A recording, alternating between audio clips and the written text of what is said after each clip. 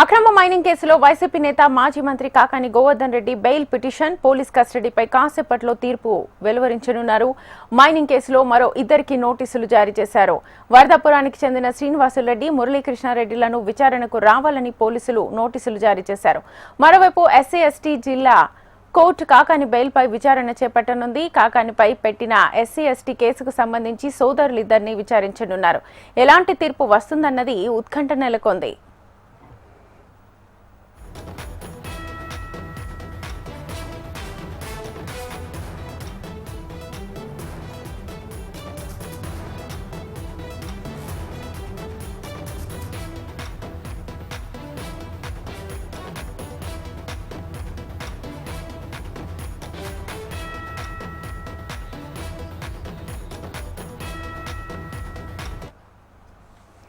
అక్రమ మైనింగ్ కేసులో వైసీపీ నేత మాజీ మంత్రి కాకాని గోవర్ధన్ రెడ్డి బెయిల్ పిటిషన్ పోలీసుల కస్టడీపై కాసేపట్లో తీర్పు వెల్లడించనున్నారు.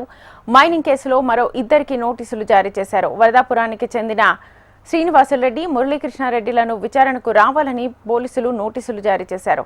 మరోవైపు ఎస్సీ ఎస్టీ జిల్లా కోర్టు కాకాని బెయిల్పై విచారణ చేపట్టనుంది. కాకానిపై పెట్టిన ఎస్సీ ఎస్టీ కేసుకు సంబంధించి సోదరులిద్దరిని విచారించనున్నారు. ఎలాంటి తీర్పు వస్తుందన్నది ఉత్కంఠ నెలకొంది.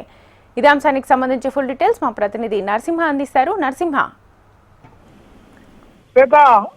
అక్రమ మైనింగ్ కేసులో ఆరోపణలు ఎదుర్కొంటూ ప్రస్తుతం నెల్లూరు జిల్లా జైల్లో ఉన్న కాకాని గోవర్ధన్ రెడ్డి కేసుకు సంబంధించి ఇవాళ రెండు కీలక పరిణామాలు చోటు చేసుకున్నాయి. ఒకటి, కాకాని బెయిల్ పిటిషన్ కు సంబంధించి కాకాని తరపు న్యాయవాది రెడ్డి వేసినటువంటి పిటిషన్ ను 5వ తేదీకి వాయిదా వేశారు. ఇంకోవైపు ఎస్సీ ఎస్టీ కేసుకు సంబంధించినటువంటి విచారణను మరి కొద్దిసేపట్లో ఈ భోజనానంతరం దాన్ని విచారించేందుకు న్యాయమూర్తులు సిద్ధంగా ఉన్నారు. దానికి సంబంధించి కూడా ముందుగానే కొంత సమాచారం ఇచ్చారు.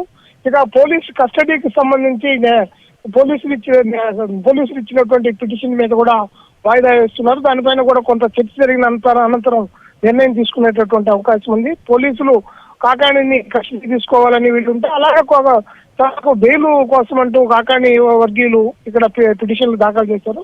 గత 2 రోజులుగా ఈ కేసులు నడుస్తున్నప్పటికీ నిన్న న్యాయమూర్తి సెలవులో ఉన్నందువల్ల దాన్ని ఇవాళకి వాయిదా వేశారు. ఇవాళ నుంచి ఈ కాకానికి బెయిల్ పిటిషన్ కి సంబంధించినటువంటి అంశాన్ని 5వ తేదీకి వాయిదా వేయగా, ఎస్సీ ఎస్టీ కేసుకు సంబంధించినటువంటి విషయాన్ని భోజనానంతరం దానిపైన నిర్ణయం చేస్తామని చెప్పి న్యాయమూర్తులు చెప్పినటువంటి పరిస్థితి ఉంది. ఇంకోవైపు ఈ కేసులో మరో ప్రధానమైనటువంటి ఇద్దరు నిందితులుగా ఉన్నటువంటి శ్రీనివాసులరెడ్డి, మురళీకృష్ణారెడ్డిలను హాజరు కావాలంటూ పోలీసులు నోటీసు ఇష్యూ చేశారు. దీంతో మొత్తంగా ఈ కేసు కాకాని జైల్లో ఉన్నప్పటికీ కూడా ఇది వాడివేడిగా చర్చ జరుగుతున్నటువంటి పరిస్థితి ఉంది.